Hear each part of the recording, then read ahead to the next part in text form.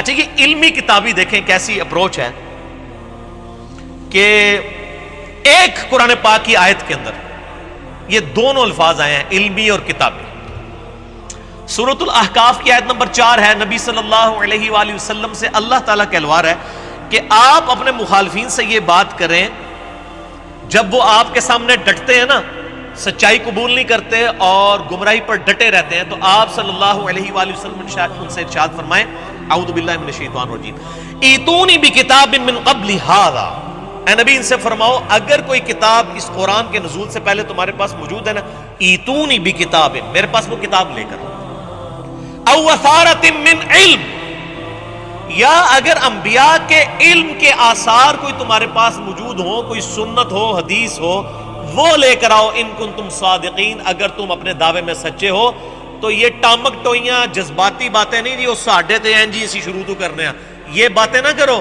ایتونی بکتاب من قبل ھذا، لاؤ کوئی کتاب لے کر آؤ اس قرآن کے نزول سے پہلے اگر کوئی کتاب ہے، او اثارۃ من علم ان کنتم صادقین، یا علم کے آثار، علم بھی آ گیا کتاب بھی آ گیا، نہ میں وہابی نہ میں بابی، میں ہوں مسلم علم و کتابی۔ ایتونی بکتاب من قبل ھذا او اثارۃ من علم ان کنتم صادقین۔ انجینئر صاحب دی ہر گل کتاب و سنت تو ثابت ہوتی، میں علمی کتابی شعر بھی قرآن و حدیث تو ثابت کر رہا ہوں۔ ظاہر ہے کہ وہ کہتے ہیں نا جی جو بزرگوں کی تعلیمات قرآن و سنت کے مطابق ہوں وہ لے لینی چاہیے، تو سر جو ہم تعلیمات رکھ رہے ہیں اس کو کتاب و سنت سے ثابت بھی کر رہے ہیں تاکہ آپ اسے لے لیں انشاءاللہ تعالی۔ اچھا یہ جتنے لوگ یعنی علمی کتابی نہیں ہوتے نا، ان کے اندر ایک بیماری پائی جاتی ہے، یہ علم کے ساتھ بڑی دشمنی نبھاتے۔ کبھی اشعار لکھیں گے علم بس کریو یار، اور یار وہ ساری کتابیں نہیں ہیں، وہ کچھ سینہ بسینہ بھی چلتا ہے۔ اس کے اوپر میں نے ایک پورا لیکچر دیا، مسئلہ 55A، علم لدنی سے متعلق فرقہ وارانہ نظریات کا تحقیقی جائزہ، جس میں نے ثابت کیا ہے دین وہی ہے جو کتابوں کے اندر ہے، بابوں کے اندر نہیں، کتابوں کے اندر۔ اور سورہ بنی اسرائیل میں جو 10 کمانڈمنٹس آئی ہیں جو تورات کے اندر بھی موجود تھی، سورہ بنی اسرائیل کی آیت نمبر 36 میں 9th کمانڈ آئی ہے، اعوذ باللہ من الشیطان الرجیم وَلَا تَقْفُ مَا لَيْسَ لَكَ بِهِ عِلْمٍ، اے انسان کسی چیز کی پیروی اس وقت تک مت کر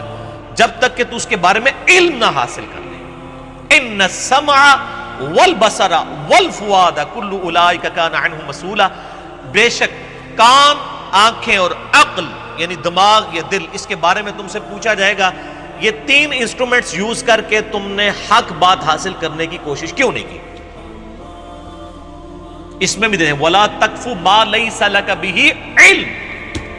علم کے بغیر کسی چیز کی پیروی نہ کرو۔ ہمارے نبی صلی اللہ علیہ وآلہ وسلم کو ایک ہی دعا سکھائی گئی ہے اس حوالے سے، یہ نہیں سکھائی گی کہ اے اللہ میرے جذبات میں اضافہ کر دے، میری مستی میں اضافہ کر دے، میرے عشق و سرور میں اضافہ کر دے، نہیں، ایک دعا قرآن میں قُل رَبِّ زِدْنِی عِلْمًا، اے نبی آپ بھی دعا کیا کریں صلی اللہ علیہ وآلہ وسلم کہ اے اللہ میرے علم میں اضافہ کر دے۔ اور یہ میں کہتے ہیں علم بس کرنی ہو یار، اصل ویسے یہ ٹھیک ہی کہہ رہے ہوتے ہیں، ان کو پتہ ہے علم ان کی موت ہے، یہ چنگا کر دے ہو، ویسے دس رہے ہو کہ تسی علمی کتابی نہیں ہو۔ پھر دیکھیں اللہ تعالیٰ سورہ فاتر میں فرماتا ہے انما یخشی اللہ من عبادہ العلماء، اللہ کی خشیت، اللہ کی معرفت صرف اہل علم، اور یہ کہتے ہیں علم بس کریو یار۔ پھر سورہ الزمر میں آتا ہے قل هل يستوي الذين يعلمون والذين لا يعلمون انما يتذكر اولو الالباب، اے نبی صلی اللہ علیہ وآلہ وسلم آپ فرما دیجئے کیا علم والے اور بغیر علم والے برابر ہو سکتے ہیں؟ نصیحت تو نہیں حاصل کرتے مگر عقل والے، وہ ایک کہندے چلے عشق دے چلے نمبر لے گئے، اور قرآن کہہ رہا ہے عقل والے۔ اچھا عشق دے چلے دنیا ہی نمبر لے جاندے نے کیونکہ نچدے نے تے ویلاں پیندیاں نے، صحیح کہندے نے، دنیا ہی نمبر لے گئے، آخرت میں نہیں، ٹھیک کہتے ہیں عشق دے چلے نمبر لے گئے دنیا ہی، آخرت جڑے نا وہ چلے نہیں، عقل والے اور علم والے انشاءاللہ تعالی۔ باقی میرے بھائیوں نبی صلی اللہ علیہ وآلہ وسلم کا حجۃ الوداع کا جو خطبہ ہے صحیح سند کے ساتھ کتاب العلم چیپٹر میں المستدرک للحاکم میں انٹرنیشنل نمبر کے مطابق 318 318 نمبر حدیث ہے۔ ابن عباس کہتے ہیں کہ نبی صلی اللہ علیہ وآلہ وسلم نے حجۃ الوداع کے موقع پر فرمایا، میں اپنے بعد تم میں دو ایسی چیزیں چھوڑ کر جا رہا ہوں جن کو مضبوطی سے پکڑ لوگے کبھی گمراہ نہیں ہوگے، ایک اللہ کی کتاب ہے اور دوسرے اس کے محبوب صلی اللہ علیہ وآلہ وسلم کی سنت۔ اب یہ اللہ کی کتاب اور سنت، آپ صلی اللہ علیہ وآلہ وسلم کے سامنے حجۃ الوداع کے موقع پر ہزاروں اصحاب تھے، آپ یہ بھی کہہ سکتے تھے میں ان کو چھوڑ کے جا رہا ہوں، آپ نے نہیں فرمایا، کیونکہ ان کا سٹیٹس بھی وہی ہونا تھا۔ نبی علیہ السلام فوت ہوئے 11 ہجری میں، 13 ہجری میں سیدنا ابو بکر بھی فوت ہو گئے، اگر ابو بکر کے حوالے امت کو کر کے جاتے تو انہوں نے بھی تو فوت ہو جانا تھا۔ پھر 24 ہجری کے اندر سیدنا عمر بھی شہید ہو گئے، 35 ہجری میں سیدنا عثمان بھی شہید ہو گئے، اور 40 ہجری میں سیدنا علی بن ابی طالب بھی شہید ہو گئے، خلافت راشدہ ختم ہو گئی، اور آخری صحابی ابو طفیل عامر بن واثلہ المتوفى 110 ہجری 110 ہجری میں آخری صحابی نبی علیہ السلام کی وفات کے 100 سال کے بعد فوت ہوئے، ابو طفیل عامر بن واثلہ رضی اللہ تعالیٰ عنہ۔ آج آخری صحابی کو بھی فوت ہوئے نا میرے بھائی، 1329 سال گزر چکے ہیں، آخری صحابی کو فوت ہوئے، کیونکہ 1439 ہجری چل رہا ہے۔ تو نبی صلی اللہ علیہ وآلہ وسلم اگر کسی شخصیت کے حوالے کر کے جاتے تو اس نے فوت ہو جانا تھا، آپ ہمیں کتابوں کے حوالے، کتاب اللہ اور سنت کے حوالے کر کے۔ اور پھر دیکھیں غدیر خم کا جو خطبہ ہے، صحیح مسلم میں اوپر تلے 4 حدیثیں ہیں، فضائل علی والے چیپٹر میں انٹرنیشنل نمبر کے مطابق 6225 سے لے کے 6228 تک، اپنی وفات سے تقریباً 1.5-2 مہینے پہلے آپ نے حجۃ الوداع کے بعد مدینہ شریف واپس آتے ہوئے خم نامی گاؤں میں پانی کے لیے پڑاؤ کیا اور کنکلوڈنگ گفتگو تھی، اونٹ کے پالان کا ممبر رکھا گیا، اسے غدیر خم کی حدیث کہتے ہیں۔ اس پہ میرا یوٹیوب پہ کلپ ہے، میں نے 8 طرق اس کے اہل سنت کی کتابوں سے بتائیں، آج میں ڈیٹیل میں نہیں جاؤں گا۔ آپ نے فرمایا لوگوں آگاہ ہو جاؤ، میں بھی ایک انسان ہوں، قریب ہے کہ اللہ کا قاصد یعنی موت کا فرشتہ میرے پاس آئے اور میں اس کی دعوت قبول کروں، یعنی ہر شخص نے جانا ہے، میں بھی دنیا سے چلا، میں اپنے بعد تم میں 2 بھاری چیزیں چھوڑ کر جا رہا ہوں، ان میں سے پہلی چیز اللہ کی کتاب ہے، اس میں ہدایت ہے، اس میں نور ہے، تم اللہ کی کتاب کو پکڑو، اپنا تعلق اس کتاب کے ساتھ مضبوط کرو، اللہ کی کتاب اللہ کی رسی ہے،